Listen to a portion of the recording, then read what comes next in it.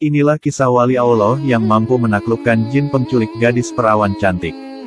Dikisahkan, Syekh Abu Futub Muhammad bin Abul Esh Yusuf bin Ismail bin Ahmad Al-Karshi At-Tamimi Al-Bakari Al-Baghdadi meriwayatkan bahwa suatu ketika Syekh Abu Said Abdullah bin Ahmad bin Muhammad Al-Baghdadi Al-Azjai datang kepada Syekh Abdul Qadir Al-Jailani.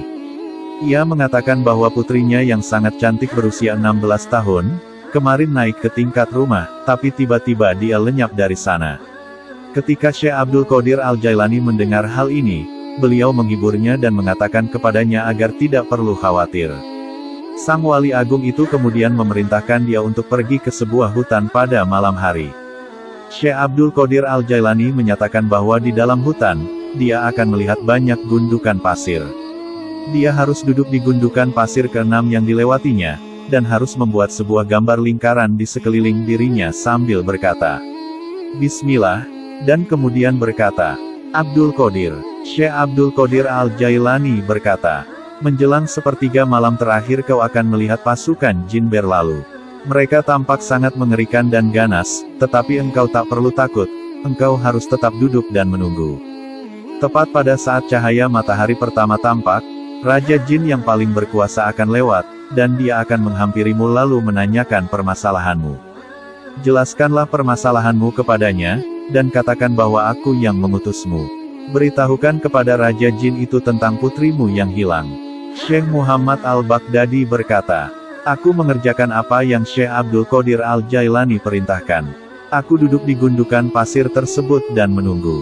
Setelah beberapa waktu, aku melihat pasukan jin dalam rupa-rupa yang mengerikan melintas. Mereka sangat marah kepadaku karena aku duduk di tengah-tengah jalannya, namun mereka tetap berlalu tanpa mengucap sepatah kata pun, karena mereka tidak berani memasuki lingkaran tersebut. Pada waktu fajar, sang Raja Jin melintas, lalu menanyakan permasalahanku. Ketika aku mengatakan bahwa yang mengutusku adalah Syekh Abdul Qadir Al-Jailani, maka dia segera turun dari kudanya dan berdiri dengan penuh hormat mendengarkan perkataanku. Lalu dia mengutus para jin untuk mencari jin yang telah menculik putriku.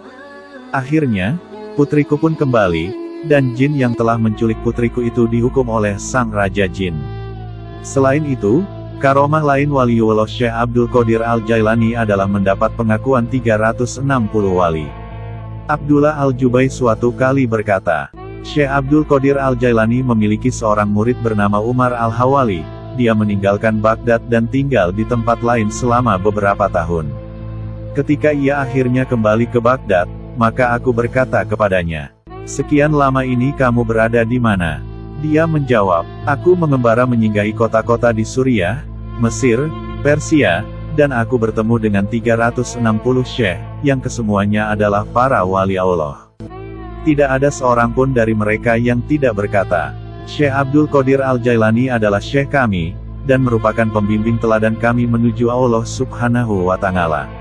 Syekh Hamad Ad-Dabas konon berkata, ketika Syekh Abdul Qadir Al-Jailani yang pada waktu itu masih remaja, disebut dalam majelisnya, aku melihat dua tanda di kepalanya, yang terpasang tegak di antara kebinatangan terendah dan kedaulatan tertinggi. Dan aku telah mendengar tentara kerajaannya memanggil-manggilnya dengan suara yang keras lagi jelas pada cakrawala tertinggi. Semoga Allah meridhoinya. Syekh Hamad Ad-Dabas kemudian berkata, kamu adalah penghulu para arifin di zamanmu nanti. Panjimu tertancap kuat untuk dibentangkan, baik dari kawasan timur sampai kawasan barat. Pundak orang-orang di zamanmu akan tunduk di bawah kendalimu, dan kamu akan diangkat pada suatu tingkatan spiritual yang mengungguli semua orang yang sebaya denganmu. Subhanallah. Karomah lain waliullah Syekh Abdul Qadir Al-Jailani adalah bisa meredakan orang yang akan buang hajat. Dikisahkan, dahulu ada saudagar kaya raya. Pada mulanya dia memang tidak suka kepada Syekh Abdul Qadir Al-Jilani. Walaupun ia merupakan seorang saudagar yang paling kaya di kota Baghdad waktu itu, ia tidak pernah merasa tenteram ataupun berpuas hati. Pada suatu hari, saudagar itu pergi menunaikan sholat Jumat. Ketika itu, ia tidak mempercayai tentang cerita-cerita karomah yang dikaitkan pada Syekh Abdul Qadir Al-Jilani. Sesampainya dia di masjid itu, dia mendapati Syekh Abdul Qadir telah ramai dengan jamaah. Dia lalu mencari tempat yang tidak terlalu ramai, dan dia dapati betul-betul di hadapan mimbar. Dikala itu, Syekh Abdul Qadir Al-Jilani baru saja mulai untuk khutbah Jumat. Ada beberapa perkara yang disentuh oleh Syekh Abdul Qadir Al-Jilani yang telah menyinggung perasaan saudagar itu. Tiba-tiba, saudagar itu terasa hendak buang air besar. Untuk keluar dari masjid itu memang sukar dan agak mustahil. Dan dia dihantui perasaan gelisah dan malu, takut-takut dia buang air besar di sana di depan orang banyak. Dan kemarahan saudagar terhadap Syekh Abdul Qadir Al-Jilani pun bertambah dan memuncak. Pada saat itu, Syekh Abdul Qadir Al-Jilani telah turun dari atas mimbar itu dan telah berdiri di hadapan si saudagar sambil beliau terus memberikan khutbah. Beliau telah menutup tubuh si saudagar dengan jubahnya. Tiba-tiba saudagar itu sedang berada di satu tempat yang lain, yakni di satu lembah hijau yang sangat indah. Dia melihat sebuah anak sungai sedang mengalir perlahan di situ dan keadaan sekelilingnya sunyi sepi, tanpa kehadiran seorang manusia. Si saudagar kemudian pergi membuang air besar. Setelah selesai, dia mengambil wudhu. Apabila dia sedang berniat untuk pergi bersolat, tiba-tiba dirinya telah berada di tempat semula di bawah jubah Syekh Abdul Qadir Al-Jilani.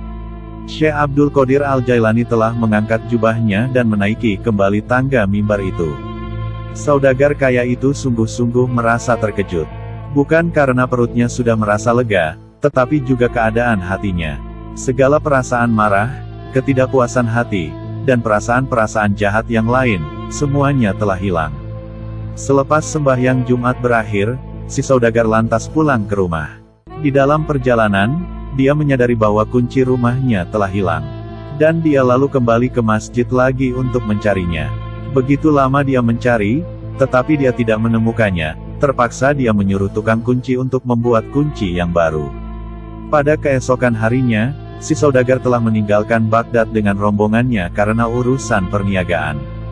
3 hari kemudian, si saudagar telah melewati satu lembah yang sangat indah. Seolah-olah ada satu kuasa ajaib yang telah menariknya untuk pergi ke sebuah anak sungai. Barulah dia teringat bahwa ia pernah pergi ke sana untuk buang air besar. Beberapa hari sebelum itu, dia mandi di anak sungai itu. Ketika dia sedang mengambil jubahnya, tiba-tiba ia telah temukan kembali kuncinya, yang rupa-rupanya telah tertinggal dan telah tersangkut pada sebatang dahan di situ. Setelah saudagar kaya itu sampai di Baghdad, dia lantas menemui Syekh Abdul Qadir Al-Jilani dan akhirnya berguru dan menjadi anak murid Syekh Abdul Qadir Al-Jilani. Nah, semoga kisah ini bermanfaat. Wallahu a'lamu bishawab.